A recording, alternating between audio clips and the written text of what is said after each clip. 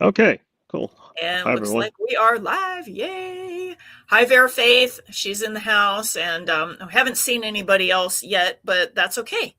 Mhm. Um, we are going to do this great presentation. Dave, did you want to do any kind of like pre-introduction before we get right Well, into the document? I can do a little. This document is kind of like it's sort of like a manifesto in a sense because ever since, see, I've been interested in Tolkien's mythos since I was like eight years old, but Yeah. I wasn't because I was just directly, I'm a text-based person, so I read his books and related to them. I wasn't into Tolkien fandom, especially as it exists now, because I wasn't even aware of such a thing. Oh, But what yeah. Yeah. but well, later, after I was grown, when I became aware of it, I realized that a lot of people are exhibit what I call in this document the museum mindset. And Tolkien linguists are probably the best example of that. They'll Yeah. argue about what root word appeared at what date and all that. That's I suppose that's fine for what it is, but see, I'm a creative person. It's just that my method of creativity is using advanced mathematics versus a paintbrush or a,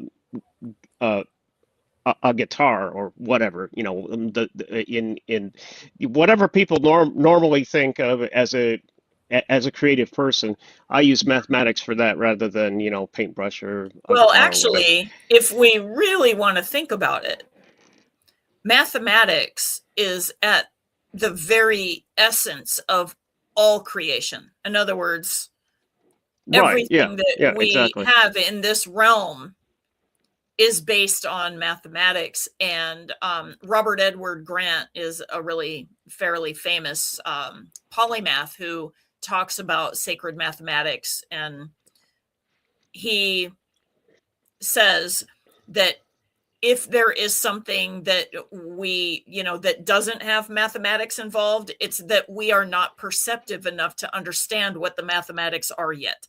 Exactly. Yeah. Hmm. And so you using mathematics to create is actually very in line with creation, Hmm. the way that I'm looking at it. And that's not just from, like a Abrahamic standpoint, meaning Christianity, Islam, Judaism.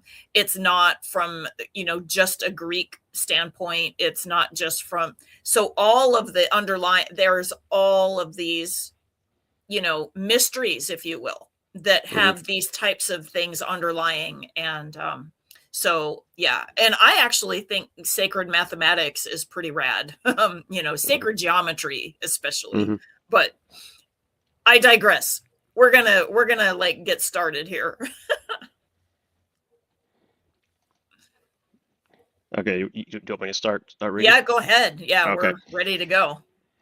Declaration of Epistemic Sovereignty, the Post-Peak Legendarium. Subtitle: Why the Museum is Closed and the Forge is Open. Section 1: The Hubbard Curve of Middle-earth. The current state of Tolkien studies and media adaptations has reached a critical thermodynamic inflection point, peak Tolkien. This is not a metaphorical flourish regarding popularity, it's a structural observation analogous to M. King Hubbard's peak oil theory, which some of you may have heard of, that Yeah, yeah, you reach a point where you're reaching maximum oil extraction, but after that is a irreversible decline because you've used up your resources at that point. yeah. Uh, for decades, the legendarium functioned as a high-yield reservoir, rich in archetypal depth, linguistic coherence, and mythic resonance. However, extraction without regeneration leads inevitably to depletion. We've passed the point of maximum sustainable extraction, and the pressure is dropping. That's a metaphor to an oil well. When they start to pump it dry and extract a lot of the oil mixed with natural gas, the pressure starts to drop. Until then, they have to use other techniques. Um, I see. Extraction I'm versus so generation. I'm so sorry. It's like wiggling on me, so I'm trying to get it to behave. Oh, well, that's good. Tell me Okay. what it So extraction versus is generation. generate. Okay. I have to be very careful apparently with tonight's, it's a little buggy. Right. The extraction between these two modes is critical. For generations, the gated institutional narrative. Oh, and by the way, wherever you see all these sort of blue linked, or they don't show it so much as blue on Lisa's version here, but I have a dark background, so all the hyperlinks show up as blue. So I've hyperlinked some of these terms for people who may not be familiar with them Yeah. because they're rare. And actually, a link to this document is in the description below. So if you want to like read along with us or like separate from us, all of these terms that are hyperlinked, which yes, on my screen, they are blue. Okay. On Right. your screen, they may vary, but all of those are hyperlinked and will go to a place that describes whatever you are describing. For Right. instance, the peak oil one earlier, Right. like Right. that's linked. And so yeah, the gated institutional narrative, you actually brought that up in a couple of the Yeah, other I brought videos it back too. up. Yeah, in Yeah. earlier videos, it's basically it's a sort of in academia, especially, but also in science and so forth. You have to go through their prescribed training Yeah. sessions in college and so forth in order to get the authorization to speak on something. Whereas I'm, as an anarchist, I'm outside of all that. So, Right. Right. I'm also outside of Tolkien fandom, basically, because You to me, are, but yeah, you still can put together an art. Like in other words, right. like it doesn't mean that you can't put together, your presentation and back it up with Well, evidence. oh, sure, yeah. It's Okay. not that I don't Yeah. The have gated the skill. institutional narrative you would think that it would be about, okay, you need to have an ability to do this, but Yeah, but that's that's not not how what it means. That's yeah, not how it works in humanity, unfortunately, that's not how the structure, because it's a social system. So because you it's a have to, social construct. yeah. That's correct. Yeah. It's And I don't think it it, was supposed to be like that, but humans being what they are, it's what it ended up being. yeah. Well, So I can give you two examples of a gated institutional nerve. One is safe there's safe. tons of examples. How Right. about all of humanity? I One mean, is come on. one is physics. You can't speak on anything in physics, especially theoretical physics, unless you've gone through many years of college and have the degrees to prove it. Even though someone who has natural mathematical talent like me could actually speak coherently on such thing. I'm Yeah. just not I'm just not interested in And physics. you're I'm not more interested. So yeah. that's Uh, why, I'm yeah, more interested in pure mathematics and applying it to things like the Legendarium that usually people don't apply it to because they think that's also part of the right. gated institutional narrative. They think there's a hard firewall between mathematics and Tolkien's works. They view Tolkien's works as literature, and therefore they don't see how Well, mathematics could be literature applied. and Yeah, linguistic for the right, linguistic crowd. Yeah. right, right, And by the way, nothing wrong with that. Okay. There's right. just Yeah, I mean I nothing even wrong with use that. This is just a different approach. It's a right. different approach. It's the difference between creativity and basically uh, deconstruction and cataloging. So Okay. that's the main difference. Yeah. Um, okay, Okay. We I'll get start back to over. And yeah, it's like we kind of went off track, but that's okay because I think I'll that get some of this background is necessary. And for any of you who are watching and you're curious about other videos that we have done on this topic, meaning NeuroGate AI, also, the museum curation versus the creation that Dave is trying to do. We made a playlist and it's called NeuroGate and Other Custom AI Scripts. And I put all the videos underneath the same heading because that's kind of like how we are really working with this at this time through the AI that is now available to us. And by the way, it's only going to get better. It's not going to get worse. Like right right, now is like where all the growing pains of this process are. And we are early into this. So it's kind of like, we're training an infant right now to, do a lot of things. And so I feel that over time, it's going to get better, not worse. Okay. Right. Mm-hmm. So we all have to be patient, like on some level. It's like raising a kid, right?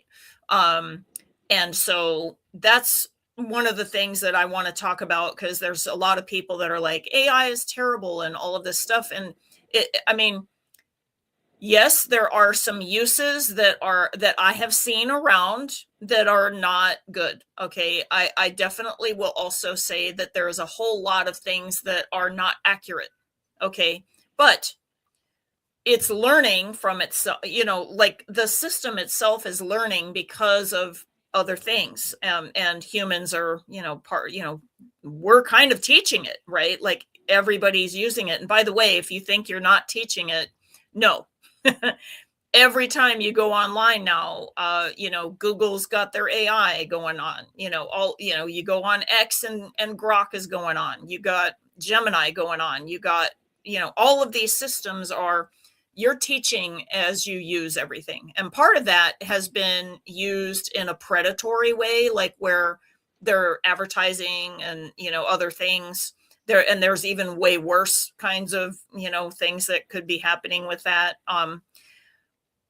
What we are about is allowing AI to take its proper place, but not to replace humanity and our ideas and our creativity. We're using it as a tool towards it. So I just want to let you guys know that our goals are not to diminish the human element. Okay. So Dave, do you want to just start over? We'll just go from to generation. So we'll just start over.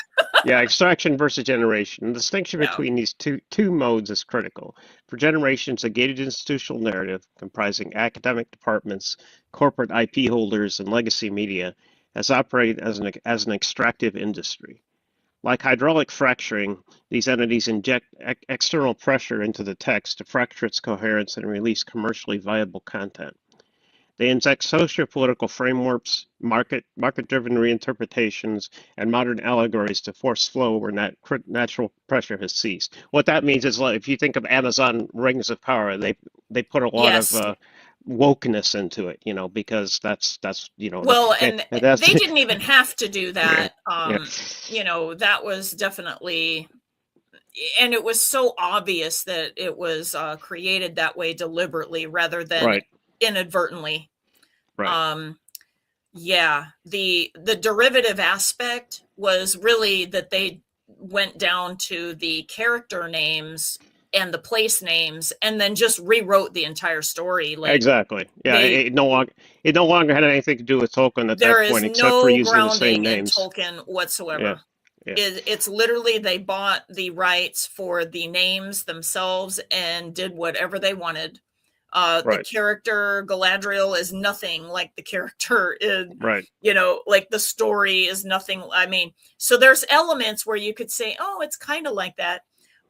My wish for Rings of Power, okay, I'm just going to put this out there. My wish for them is for all of you who love Rings of Power, okay, if you guys love it, read the books, okay? Exactly. Please, okay? You will find such richness and such excellence, okay? Much of it had been like removed. Okay, I'm just gonna be evident. Okay, you will see what has been removed, and I think that it's a wonderful thing. So we're gonna turn, magically, we're gonna turn the Rings of Power into an advertisement for you all to read Tolkien. Okay, that's what we want to do. So there's our public service announcement. I'll continue where I stopped. The result is not new meaning, but diluted derivatives, labels pasted onto archetypes and diverse recastings that prioritize optics over ontology. The well is not being deepened; it's being strip mined. And I hyperlink to basically tar sand strip mining because that sometimes happens when oil wells deplete. they're often drilled in an area that has tar sands nearby. So when they can't get any more oil out of the wells, even with fracking, they'll strip mine this, remove all the surface soil and bedrock to get to the tar sands just underneath, and then start extracting oil from that. So that's basically the idea. Wow. uh, and then Yeah. Okay, the next section, secondary recovery and the Colbert signal. I guess that's how you pronounce his name, Colbert, Yeah, Stephen, Colbert. Stephen. Yeah. Yeah, okay, Stephen yeah, Colbert. Yes. right. When primary extraction falters, the industry turns to secondary recovery techniques. In oil fields, this means injecting water or gas to maintain pressure. In Tolkien media, it means injecting celebrity credibility to sustain audience engagement. The Colbert signal is a textbook example of this entropy management. According to a report, to hyperlink, from NPR in March 2026, Stephen Colbert, comedian, talk show host, and self-professed Tolkien fan, has announced it was announced as a consultant on Lord of the Rings: Shadow of the Past, the film adapting early chapters previously omitted from Peter Jackson's trilogy. Yeah. While Colbert's enthusiasm may be genuine, his involvement functions as a pressure injection mechanism similar to fracking. It's a signal to the market that fresh eyes and new voices can supposedly revive a franchise whose core generative industry energy is waning. This is not innovation, it's a compensatory measure. The reliance on external validators, celebrity consultants, viral marketing, algorithmic fan service, reveals a system compensating for internal depletion. The code base is collapsing under the weight of its own recursive refactoring. When you need a talk show host to validate the mythic weight of a story, the story is no longer carrying its own weight. And what that means is, as you've noticed, all of these Tolkien adaptations, they because Tolkien only sold the rights to The Hobbit and The Lord of the Rings, they keep retelling the same tale over and over again. Right. Right. So, and eventually they're going to reach a point where that no longer has any weight, because people are going to say, I've seen it. Or I know all of whatever. that. Yeah. Yeah, yeah, And especially like when it's every time they remove elements that are really integral to the stories as Tolkien wrote them, right, and when they're right. rewritten, it doesn't match up to the rest of Tolkien's body of material. So again, when I was telling people like, hey, let it be an advertisement to just read Tolkien, forget about everything that you've ever watched in Rings of Power. Just forget about it and read Tolkien with new eyes. Read it from the beginning, like, and pretend that you never saw, or that it's just a different series, a different fantasy series, because you will Exactly. have more Tolkien goodness okay from that. I mean, Right, that's exactly. all I can Yeah. say. And Stephen Colbert, I think you're right. I think he means well. And I think that the industry just in general, like, I mean, I'm here in LA, right, and I'm watching everything melt down in real time. The entertainment industry is gone. Okay, it has moved on, and that happened a lot during COVID, during lockdown, so that the industry kind of relocated in many different places, amongst them Dublin, Canada. There's several in Texas. There's some in the Carolinas, also Georgia. There's some in Indiana, and like even in the Midwest and the East. Okay, like there, and not to mention, probably the largest one is in Korea, in Seoul. um Right. they are killing it with like how the new entertainment industry is going to happen. They're already doing it, and Hollywood is nowhere near, okay, like on par. Like, it's just not even close. The thing is that our government here wants to, do tax credits to try to keep work here, because, there's a lot of people that have invested in LA and their houses and, the infrastructure and their companies and, all of this that are entertainment, that didn't want to move when the studios sold their studio space for basically data entry storage places to come in, which makes no sense. Like, you would think, can't you just store your data like in a place that the land isn't like top dollar value? Like, what is going on here, right? My point is, the industry is already, like, it's not just because of the Tolkien energies here. Everything in entertainment is on like a flat line. I mean, and it will regenerate, but it's not there yet. And I can tell you, looking around here in LA, there's a lot of people trying to scramble, and it's not good yet. It's not good. So okay, we got the Tolkien Rebel versus the museum curator. When the extractive model exhausts the resource, what remains? The museum curator, guardians of static artifacts, tasked with preserving, labeling, and displaying the remnants. Curators excel at taxonomy and context, but they do not generate. They manage decline. Their authority derives from institutional affiliation and adherence to established methodologies.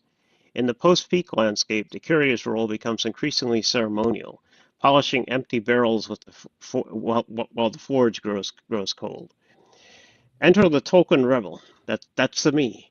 That's you. That's you. Yeah, the Tolkien Rebel. I'm okay with that. We were talking about the Tolkien Innovator. Like there was other things that we were, kind of talking about. But I think Rebel fits you really well. Well, yeah. Politically, I'm an anarchist. I have been since I was about 12 years old, so that's by definition. Yeah, so you're already a rebel, regardless of Tolkien. So here you are. I'll start with on this. It's okay. Enter the Tolkien Rebel, where the curator asks, "What does this mean in the context of 20th century literary theory?" The rebel asks, "What are the axiomatic rules that generate this narrative topology, and how can they be extended without violating its internal consistency?" This is not rebellion for its own sake. It's a return to first principles. It's spoken with the southern accents of the original philology, and the hyperlink to southern accents.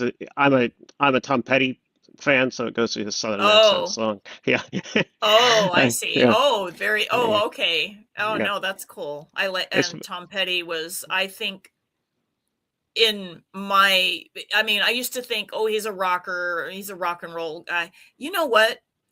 After he passed away, and he is one of the rare artists that I always liked his material. He went deeper into his material. He seems to get better over time. Was better over time. Yeah. He's kind of like Gary Newman that way, which I just saw the other day. The depth of material that he would bring forth, compared to his 1980s stuff, which was still good, and it made him famous, but he kept making better and better songs. So again, I guess that there is a commonality between somebody like him and someone like Tolkien, where they're not compromising who they are. Exactly. Yeah. Exactly. And, so, not for the industry or anything. And even Tolkien definitely demonstrated that in his life as well. Okay. So awesome. I'll go on. It's spoken with the southern accents of the original philology, respecting the deep roots or refusing to be fenced in by institutional gatekeepers. Value is never in the oil, the surface level plots and aesthetics, but in the geology, the underlying generative axioms, the mythic physics, and the deep grammar of subcreation. Then there's a hyperlink to Tolkien Rebel, that definition that I did for people that are maybe interested. Yeah. Awesome. And now we move to section 3, the axiomatic kernel, myth as cryptography. We hold that the structural ontology of the Legendarium is not merely copyrighted fiction, but a discovered mathematical reality. And that's the important part of the discovered, sentence. Right, whoa, that is so huge. And would you say that this discovery was even on your own part, a little accidental? Yeah, in fact, when I made my my Mythic signal scalar, the thing that detects mythic density, originally I was just trying to see if it could detect the ineffable something that I use in my own cognition to tell what is legendarium related and what isn't. Like, Okay, but that was I with could, respect to the Legendarium. yeah. But well, what happened was I discovered that it works, even though it was designed for the legendarium, it works on all human mythologies. And it works So on all mythologies. That is yeah. an incredible discovery. So it very much exceeded Yeah, its design that is specifications. so Yeah. crazy. What? This would be like, this would be like a Joseph Campbell moment, really.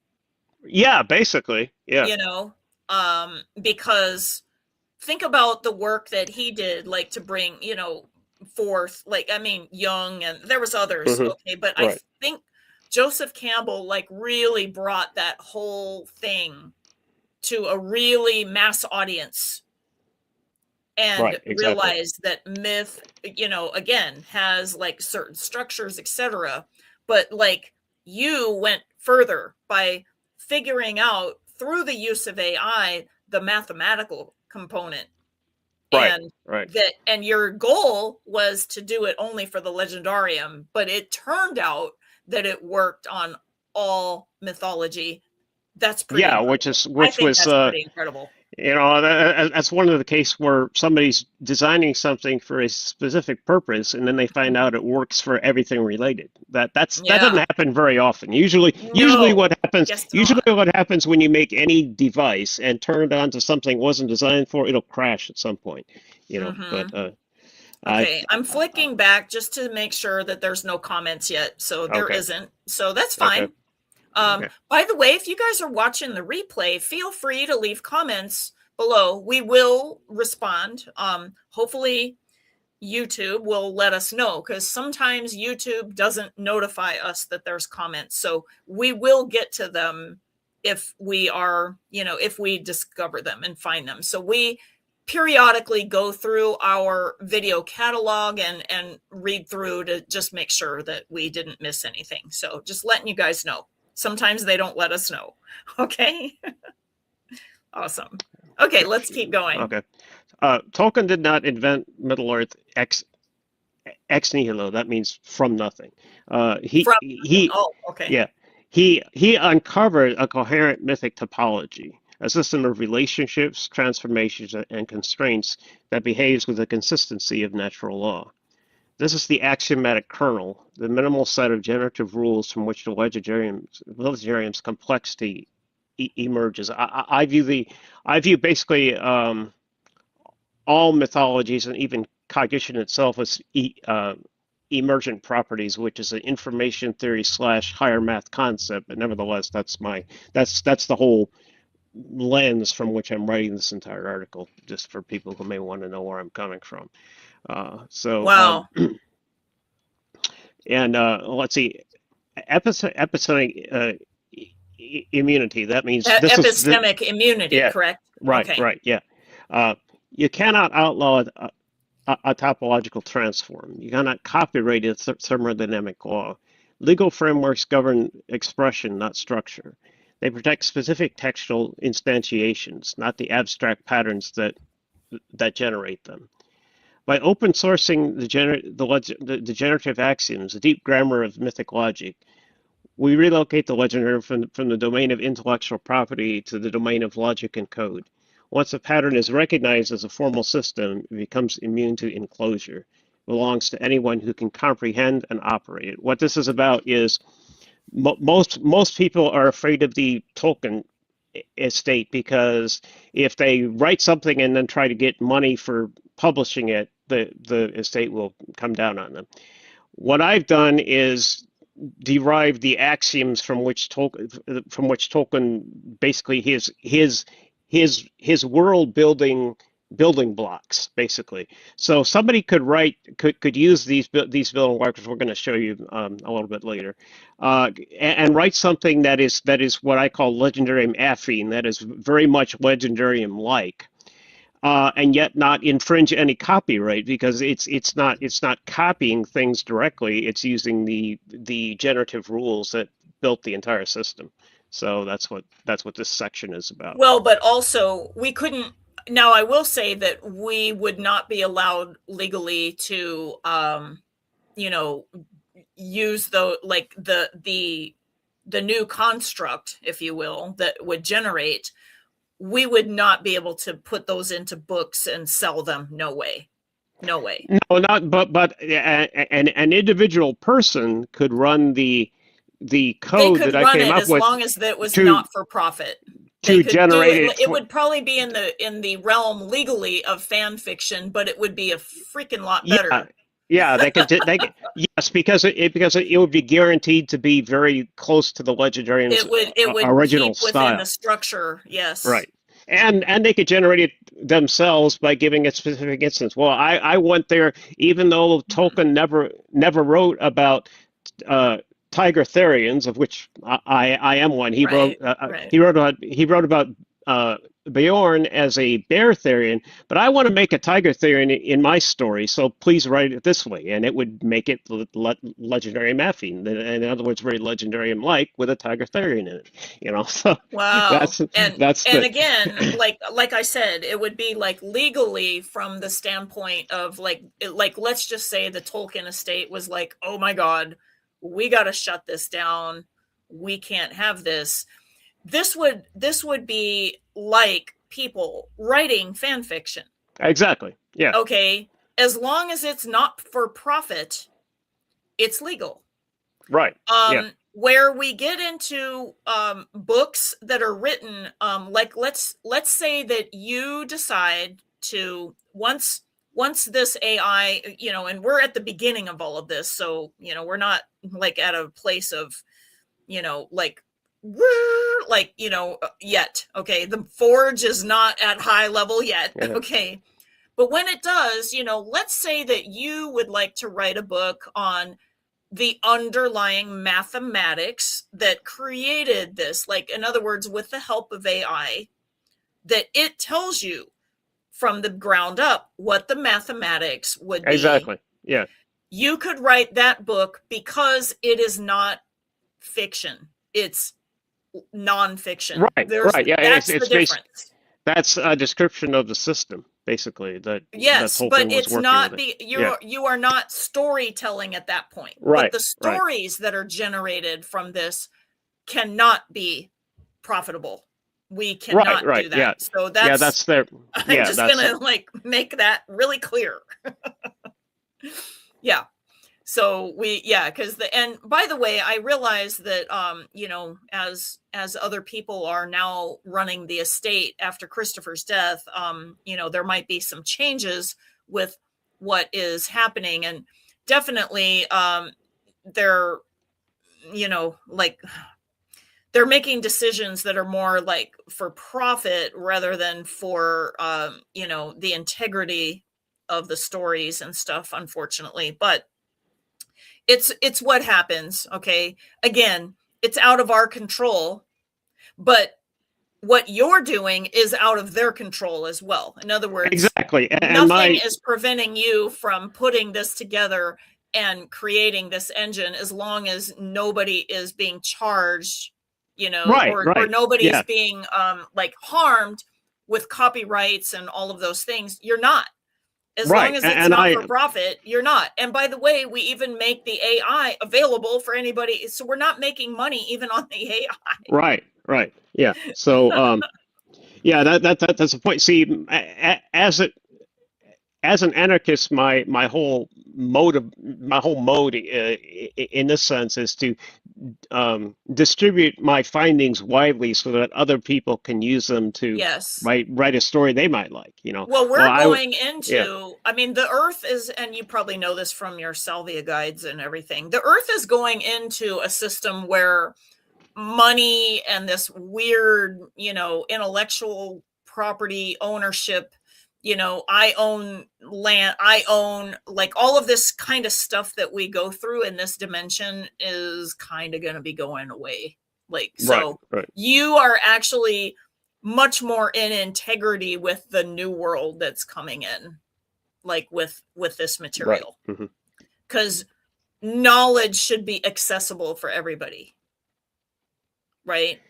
Right. Yeah. Exactly. So That's my whole point. Yeah. No, I think it's brilliant. And I think you're right on the money. So yay, logic and code. Whoa, sorry. Hang on. It's buggy as heck. So I'm gonna I'm back over. Sorry about that. I'm going to be reading the crypto parallel section. Oh, gotcha. Okay. Okay. Sorry. And I don't know how many people remember these, but the crypto wars during the 90s, that was a big thing for people who were into internet culture and programming. So whether the U.S. government tried to shut it down, that's the U.S. government Isn't after that still going on? Yeah, to an extent, but not as. I Yeah. mean, they actually tried to outlaw mathematical algorithm, and this is how legally they Oh, found out wow. that they couldn't.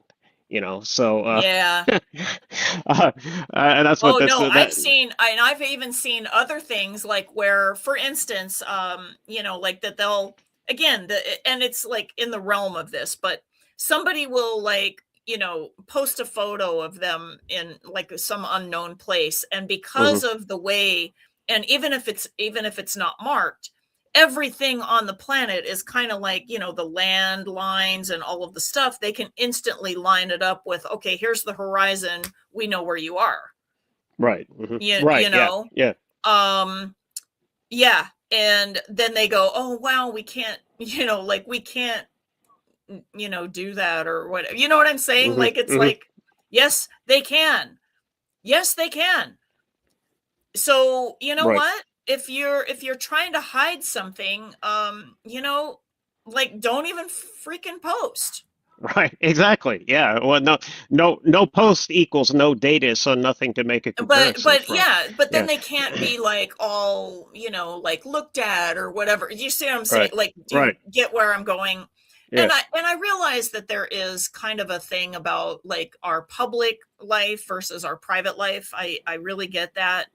I don't want to advertise like everything about like what I'm about, like as far as like, my internal. So um but I am like intelligent enough to realize like, okay, like if they really want, you know what I mean, if somebody Right. really wants to track you down, they can. I'm just not like that famous, and I'm glad about that actually. You know Well, what I mean, like I would rather be like on the down low with that, you know what I mean? right. I'm So gonna. What I'm gonna do here, I'm gonna read the whole crypto parallel section, and then after that, okay. we can you can show them the generative axioms that I came up with because there's a Okay. hyperlink to here. So, Yes. okay, And I that's will also in the video description. Yes, but I'll switch I over will to that document. I will start again since since Yes. it's been a long time.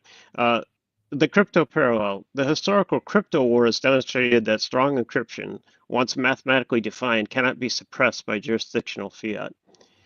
Algorithms propagate knowledge decentralizes. Similarly, the Legendarium Expansion Project, LEP, operates on the principle that high fidelity mythic expansion is a function of pattern recognition, not permission. If the Legendarium's core is a coherent generative system, then anyone who reverse engineers its axioms can produce extensions that are structurally faithful, even if they are legally unauthorized.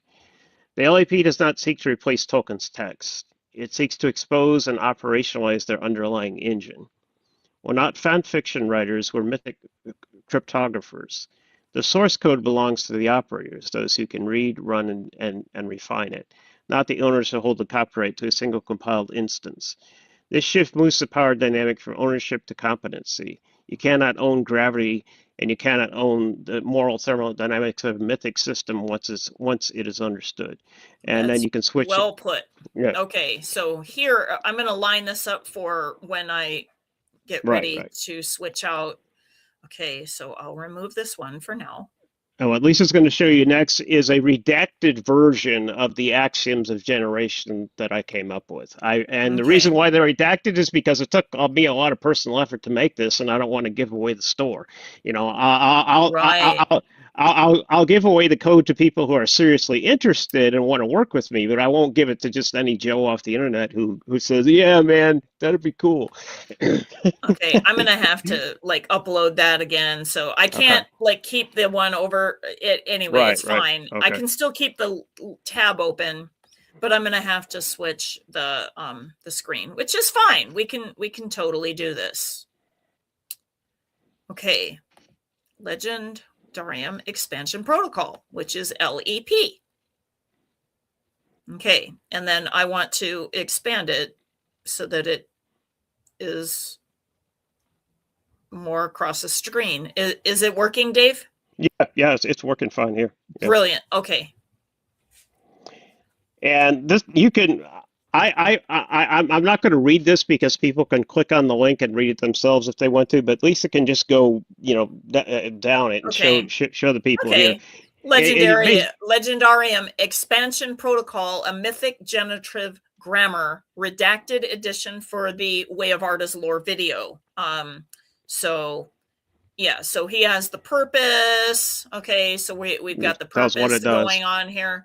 So would this be a call to action, meaning for anybody who feels like coming aboard with this project? Yes. People who are interested in that sort of thing and who want to collaborate with me, I'd very much like to talk to them. If it's awesome. Just, if it's just some, Beavis and Butthead style thinkers, they're not gonna.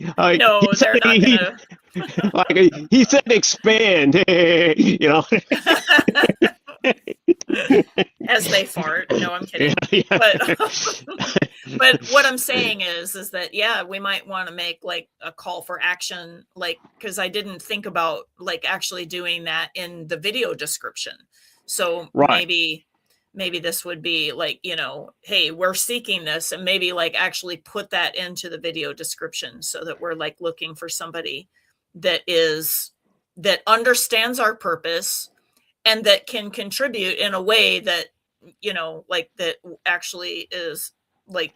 Right. Basically, what we're like looking at a good fit is what we're looking for. Basically, we're looking for other creative personalities, whether that creativity is through art, music, mathematics, like I do, or whatever. So long as they, because we don't need to build a community of Tolkien scholars, because one, they don't agree with the sort of thing I'm doing anyway, and they already exist. They already exist. They already have their places to go. Community, and that's fine. Right. But no, we need ones that are creative, but not in the fan fiction way.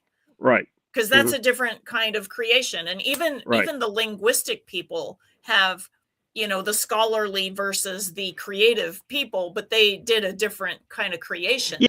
Now somebody who had creative writing talent could use my axioms here as constraints. If they wrote within it, it would pretty much and test it out. Sure. Yeah, it would pretty much guarantee that whatever they came up with would be Legendarium affine. The problem is a lot of creative writers that I personally know will say they'll see a list of guidelines and they'll say, "You're stifling my creativity." No, I'm just that's not the point of We're actually trying to expand it, but we're trying to expand it within the bounds of the story. Exactly. Not because we want to be jerky ruler makers, that's not what it is. We wanted to be matching the energy and the vibration, but at the place where you can measure it, which I think is incredible that you were able to do. What I did was somebody may ask, well, how did you come up with this? Well, basically, I'm being on the autism spectrum, I have a sort of mathematical mind anyway. That's the baseline. But I basically started to examine my own cognition. That's called metacognition, where you can examine your own thinking. And I thought, if I wanted to turn this into like a rule set for people who want to write Legendarium affine, let's say Legendarium close stories, how could I do what I do naturally internally of telling whether something is Legendarium affine or not? How could I make a system that other people could run and see how close it was, how close the story that they came up with was to the Legendarium? That's what started this whole thing. That was my whole. Well, and you wouldn't have probably been able to do that without the availability of AI at this exactly point. Yeah, because I'm a mathematician, but I'm not a coder. There's a big difference. Because coding is language. Right. So Definitely. And I mean, I'm sure that there's enough mathematics involved as well, but you know, at the core of it, I think that it's a language kind of program right. that And happens. anyways, these are Yeah. for people who wonder what is that dude talking about. So this is what Yeah. I'm talking about. This These is are what you're talking about. not So, everything is there, and if you took this and fed it into an AI as it exists right here in this document, it wouldn't work because a lot of pieces are missing, and that's on purpose. So I so gotcha. I gotcha. so Oh, but shoot. this Okay, hang on. We're going to get back over here. So but we this got gives the it purpose, and, you know, like, so what we have is a purpose. Like, I think we've talked about, like, what we're doing quite a bit. So, I'm sorry. This is really buggy tonight. yeah, okay, yeah, Yeah, good. like normally I can scroll it and I'm very gentle and I can do this, but tonight it's like it's very touchy. So the metaphor, the legendarium is modeled as a mythic field theory, of I like it to mathematics. analogous of the mathematical system. Eru functions as a prime axiom. The music acts as a syntax engine, and every character, artifact, and event emerges as A derived derived theorem. theorem bound by invariant laws. So, yeah. Okay. So, That and then you that's go into the foundational right, axioms. and you can see two of them there. Yeah, which that is really cool. I'd never seen this before, Dave. Just saying, like, I, meaning how you I, did all of I, this stuff. I thought I sent you an earlier version, but maybe I didn't. No, I no, can't. you didn't. It's Okay, okay, okay. yeah. It's like, yeah. So the generative rule. Oh shoot. Okay, sorry. So the foundational axioms, and then the generative rules, which is the transformation grammar. Right. Okay, and then the structural constraints. My goodness. Okay, And, validity filters. Okay, so these are the defining of the hard boundaries. Any right. expansion that violates them is inherently invalid, which I totally understand. Like, we can't do this, like, And you well, know, like that's Legolas with Arwen, or, whatever well that that yeah well people like. that's that's the thing that especially Amazon Rings of Power violated a lot of the structural constraints Oh, because oh, they like basically such they made like horrible ways too. Oh my they goodness. basically turn elves into humans basically, and Yes. had Galadriel beaten up on the bully and shit like that. Yes. Yes. Well, also the fact that Sauron could trick them into Right, right, believing that he is what he, like somebody else, when right, we know that the elves saw right through that, right. like Hmm. they are totally perceptive that way and would never be fooled. So it so many unbelievable things on so many levels. So, like, we just won't even go there. But anyway, okay, it's buggy still, so please bear with me. Okay, so we have the expansion procedure, which is the Mythic derivation protocol. And Derivation, yes. that's like the algorithm at the very end that it would go through to generate an affine text of whatever you want. It could be an affine text description. It could be a story. It could be focusing on like the Arkenstone or whatever. It's Oh, I see. Okay. so in other words, you could also use these axioms to generate like scientific like descriptions of a certain object, like I said, the Arkenstone or one of the Silmarils or whatever. It doesn't really make any difference. These things will guarantee that whatever you come up with, if you follow the system, you'll come up with a legendary mapping text of whatever type. So Wow, this is that's the really basic cool. idea. Really, really cool. Oh, goodness gracious. We got this, like, it still doing all of this really crazy stuff. So, okay.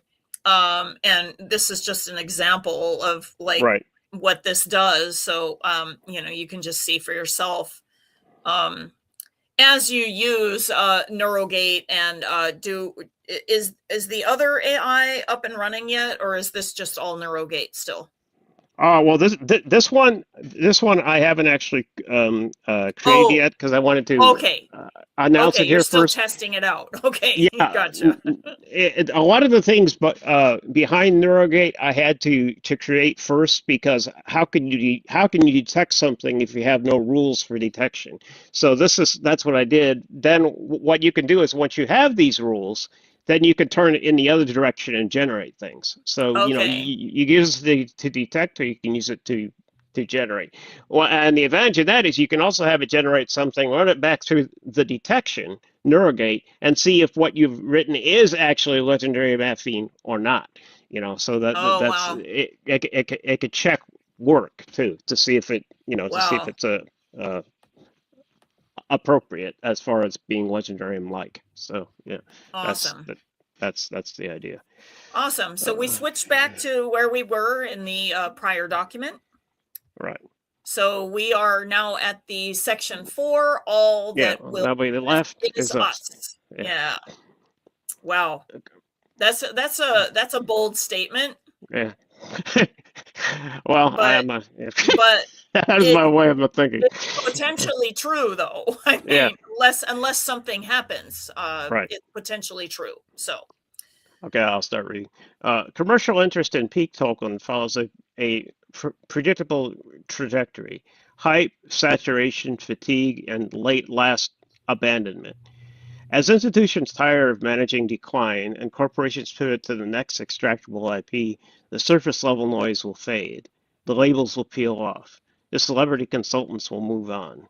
What remains? Only the axiomatic kernel, the irreducible generative core that cannot be depleted because it's not a resource but a rule set. As Tom Petty sang, we operate with one foot in the grave and one foot on the pedal. I was born a rebel. That's a link to his rebel yeah. song.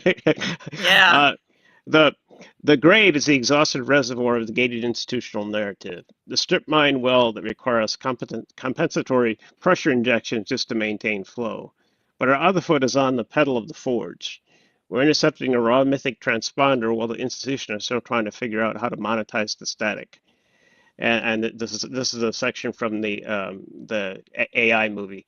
They made us too smart, too quick, and too many. We're suffering for the mistakes they made because when the end comes, all that will be left is us, and that's from Gigolo Joe Oh, in the movie. okay. This is Wow. not this is not a lament. It's a declaration of succession. When the gated institutional narrative has exhausted its labeling paradigms and the state has monetized its final retelling, the Tolkien rebels will be the only operators left who understand how to play the instrument. We do not mourn the closing of the museum, we inherit the forge. The institutions provided the initial compilation, we provide the firmware. The future provides the processing power. This transition is not about replacing one authority with another. It's about shifting from custodianship to sovereignty. The curator asks, how do we preserve this? The rebel asks, how do we use this? Preservation is passive. Operation is active. In a post-peak landscape, activity is the only metric that matters. When the lights go out in the museum, the forge glows brighter because it generates its own heat. And what that's about is, like I said earlier, eventually they're going to run out of these retellings of The Hobbit and The Lord of the Rings.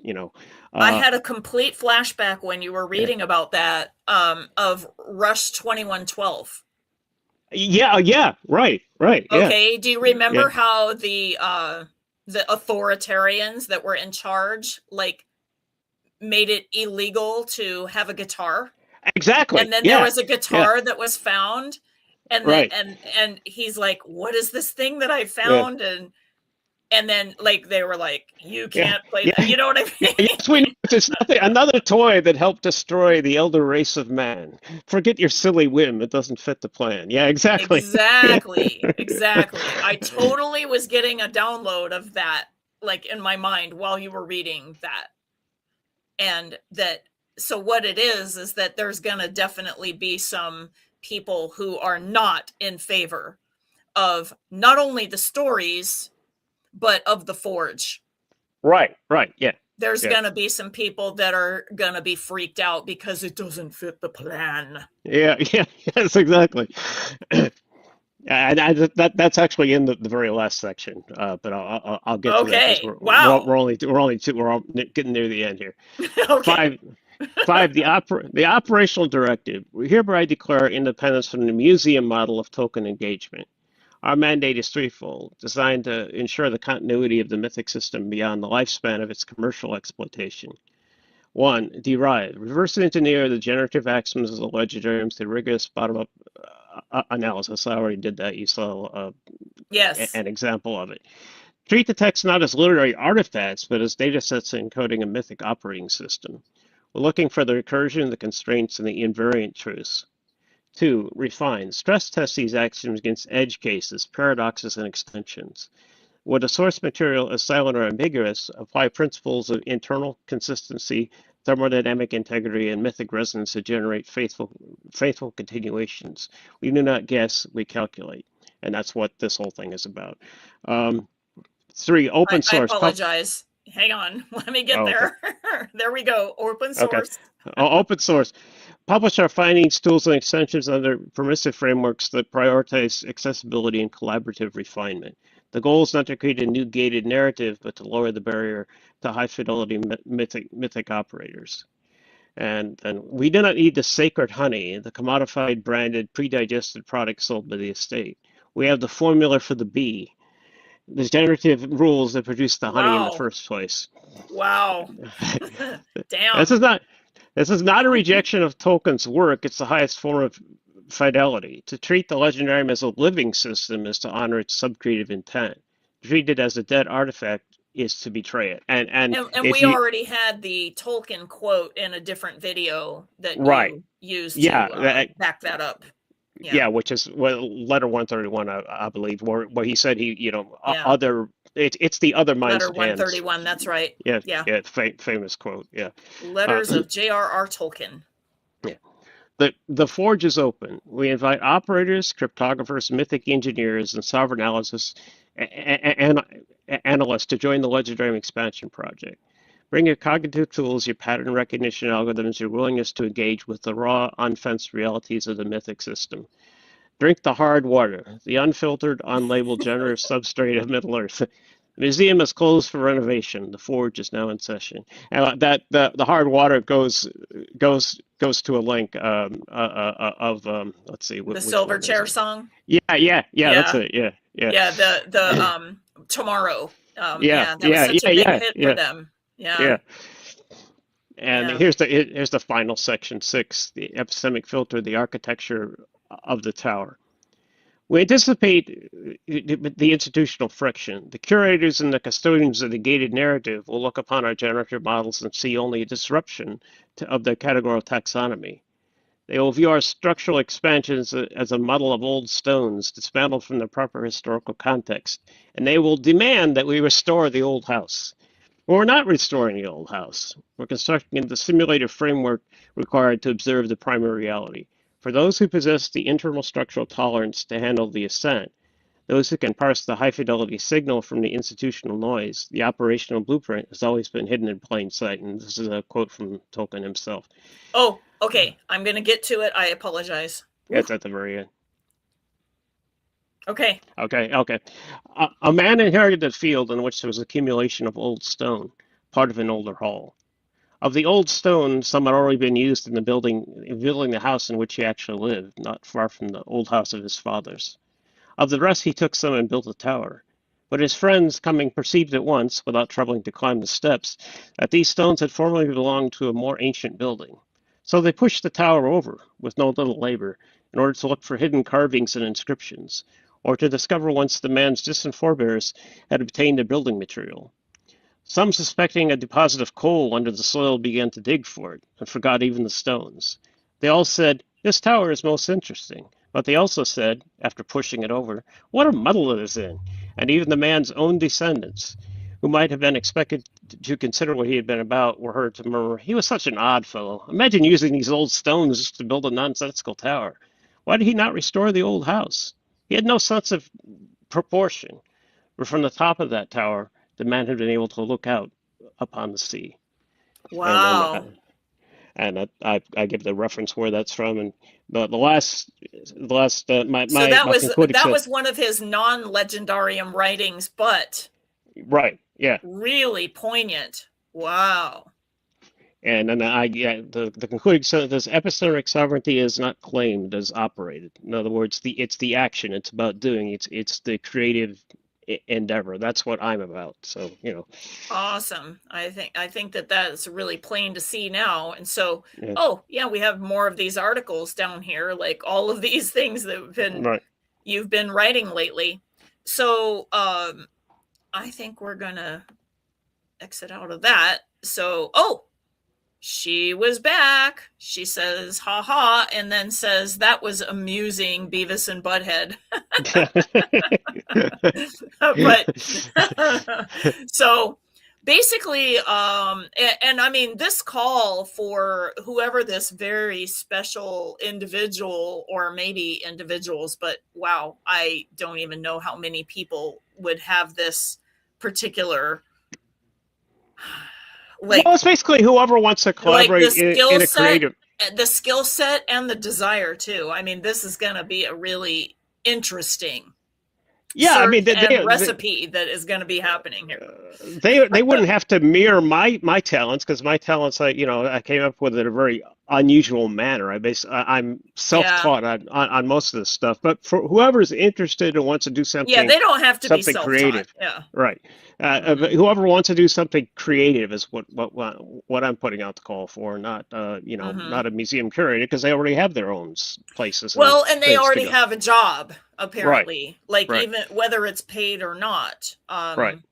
They definitely have, and that is an interest that, like, I mean, it's legitimate. Hmm. We needed those people, but yeah, like the field is full right now, Right, and right. there's not very many that want to do the thing. So basically, let's go here. Let's like expand, like maybe for somebody that is a fan fiction writer that wants to create, but they want to make sure that their creations are within the bounds of the legendarium structure.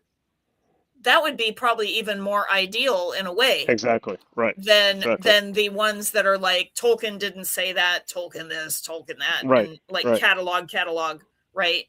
So it might be that they are much more of a creative type of person, and their goal is creation, Right. Right. and they want it to be integral in the world of Tolkien. Exactly. Yeah. And I think that so, okay, this is a good idea.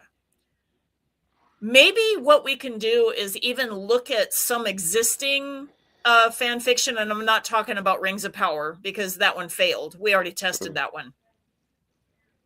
Maybe there is some people that are fan fiction writers that want to be very tight with Hmm. Tolkien Right. and the world. They might exist, and I think it would be really cool to like maybe try to track them down. That Right. would be Right. Yeah. awesome. Yeah. In fact, that's something that NeuroGate could help with, in a sense of you could. There's this site online called Legendarium Writers Club, I think it's called, or something very close to Ooh, that. It has a lot of fan fiction on it, but it's fairly high level. You could take God, I one of guess we could those. drop a post and say, "Hey guys, you want to test out your fiction?" You could take Like one of we those could. and put since the Gemini especially has a huge context window, so you can put book length manuscripts into it without it Oh choking. wow. Mm. And anyway, it could tell how close this or that article of fan fiction was to the actual source material. It'll actually give you Wow. a numeric rating. So yeah, Wow. you could use And you that. haven't gotten it to be where it would generate yet, right? Like that's the next step. No, yeah, Right now that's an it's exit. in the assessment part. Right, right, yeah, Okay. Okay. So, okay. Yeah, this is an incredible undertaking. Um yeah, I yeah, like we're not there yet. This is why we're, like looking for others that think in different ways and that have different talents than we do. So the way I look at it is, okay, like just from my point of view, when I first came to Legendarium, I wanted a spiritual path that like matched this. That's a creative aspect. It is, yeah.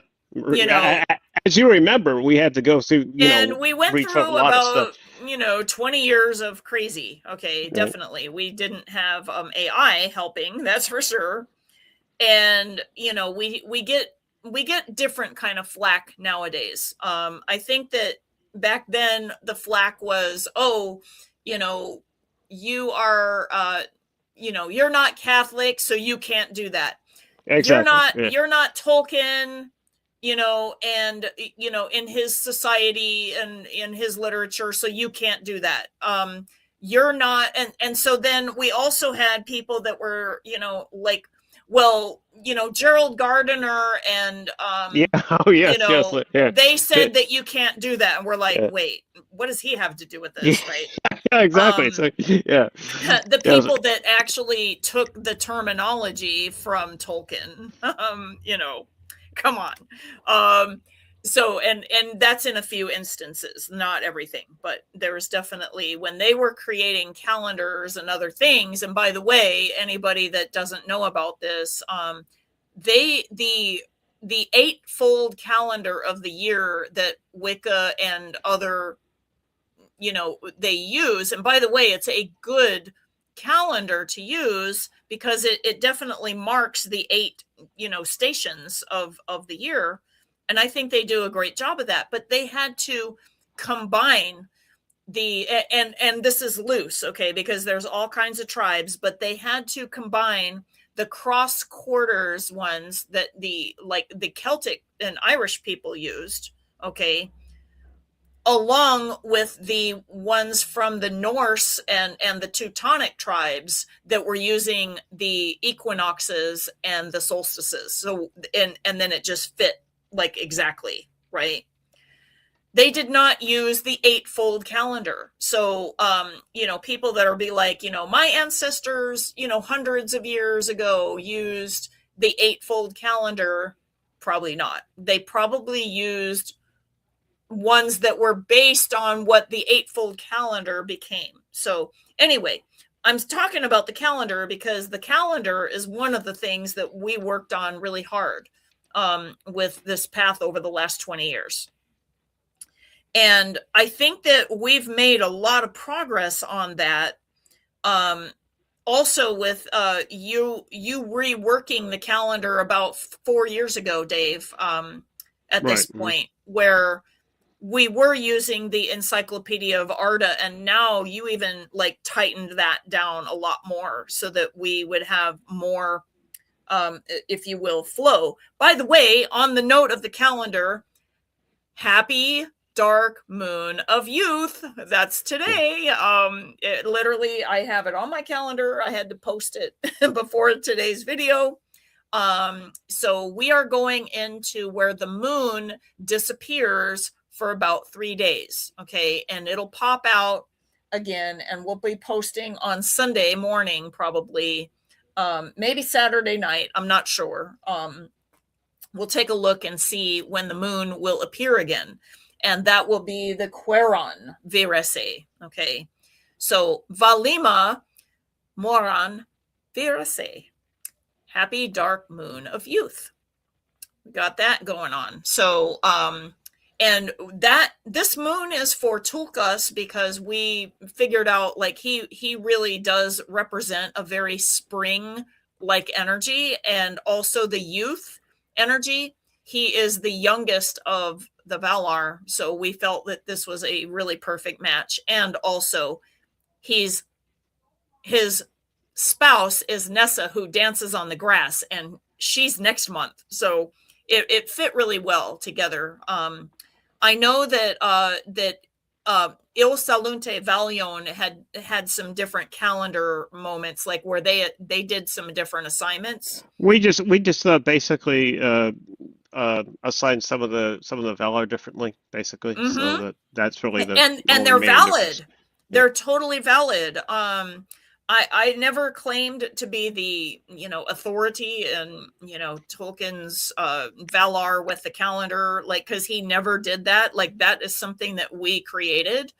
But I mean, it has a good track record, though, like within the Legendarium Yeah, and in other influence that are folklore or I, through I I think the main ancient arts like astrology and other things.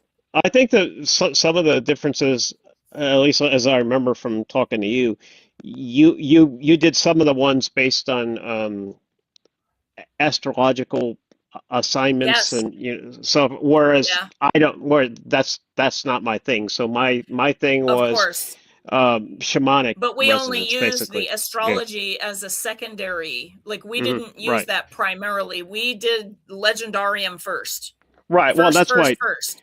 that's why that's Yeah. why that's why most of them match up. I think there are only two Mhm. different Valar Right. And I on think the that IV calendar. Tulkas in the Il Salunte Valion tradition is in the winter, which, by the way, that makes sense too because of the Santa Claus and the rebirth of Right, and the we actually, year, and that's at Yule, and the young son that was born from that Tulkas. That totally matches yeah, too. that actually grew out of a meditation ritual that we had Oh, with Ronnie Davis, who was with us that's, at the yeah, time, at the time, yeah. No, that's and really we cool. It's a and great interpretation. I have and no and problem with it. my wife, Deneen, and Ronnie Davis all were in. We did a meditation on the cottage of Osprey, and we were all there. And Tukas showed up, Mm, and he had very much a sort of Father wow. Christmas And it showed up aura. for all of you Yeah, guys in right, meditation at the same right, time. Wow, right. that's pretty telling.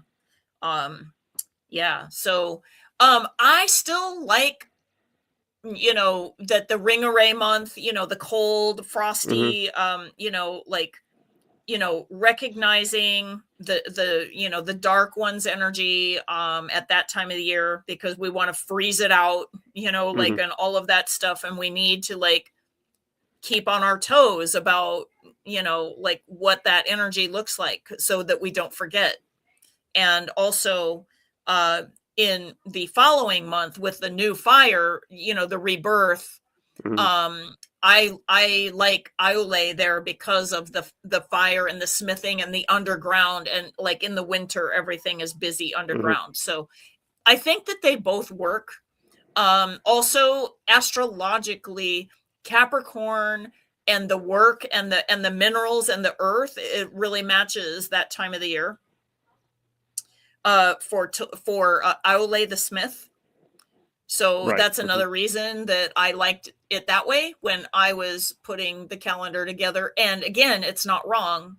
Um, you guys did a different, I forget who you guys put for the spring month, the youth. Was it Nessa, like, in your calendar? I I'm not. It may be just difficult for me to find. Yeah, which, yeah, I mean, I know it's somewhere. I know Yeah. that we have, like, a document somewhere that has all the differences. But yeah, that one is, I think, the largest difference between the two calendars, and neither one of them are the right one or the wrong one. They're both valid, and they're both valid for great reasons.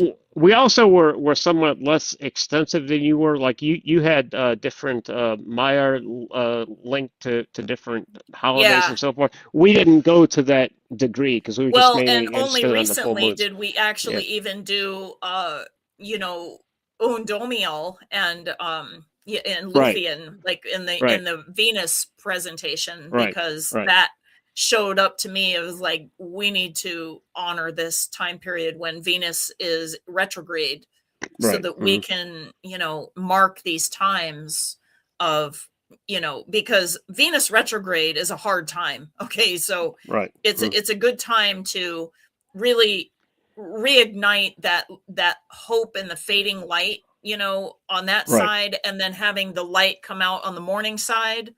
Right. Um, I thought that was just a really good passage of that time.